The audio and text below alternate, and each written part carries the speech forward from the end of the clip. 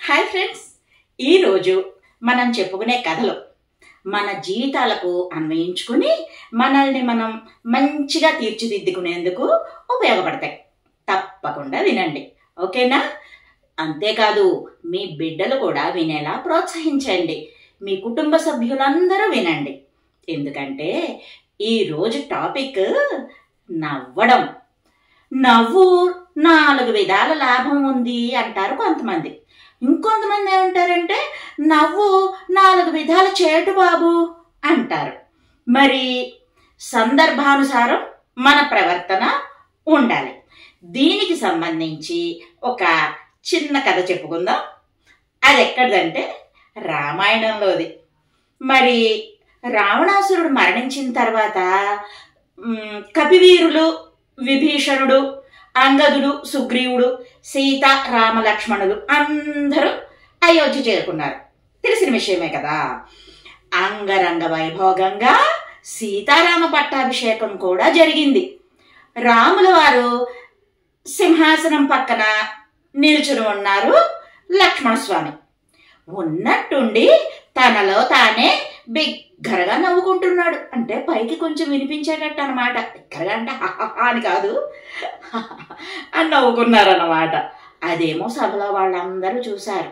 ఇంకేముంది, ఆ సందర్భంగా సభలో ఉన్న ప్రముఖులందరూ కూడా తమను చూసే నవ్వాడా లక్ష్మణుడు అనుకున్నారట. ఎవరికి వాళ్ళే.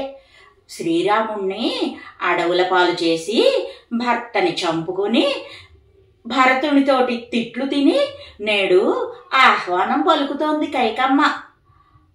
నా గురించే నవ్వుంటాడు అనుకున్నదంట కైకమ్మ తల్లి. ఇంకా అన్నను చంపించి రాజ్యాన్ని సంపాదించి ఏలుతున్నానని నన్ను చూసే నవ్వాడేమో అనుకున్నాడంట సుగ్రీవుడు. తండ్రిని చంపించిన పినతండ్రి పంచన చేరినందుకు ఆక్షేపణగా నవ్వాడేమో అనుకున్నాడంట అంగదుడు.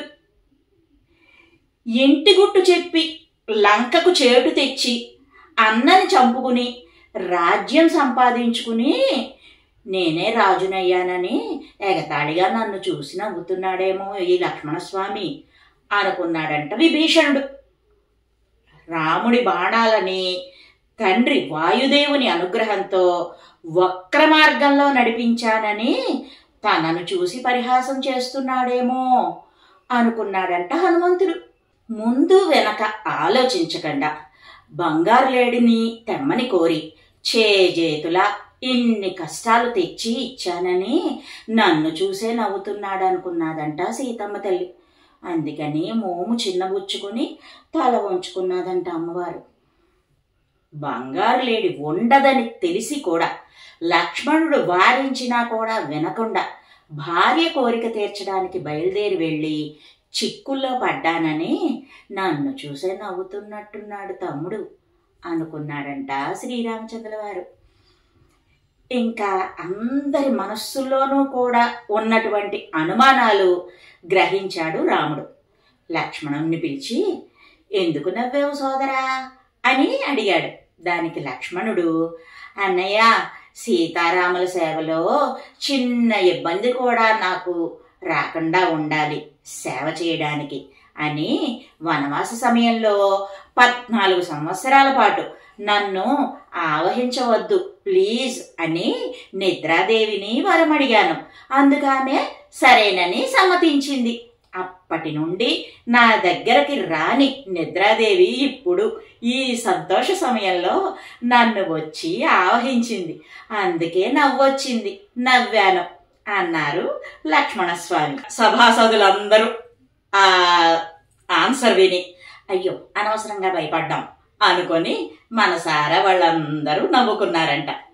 మన జీవితాలలో కూడా ఇటువంటి సందర్భాలు అప్పుడప్పుడు ఎదురవుతూ ఉంటాయి.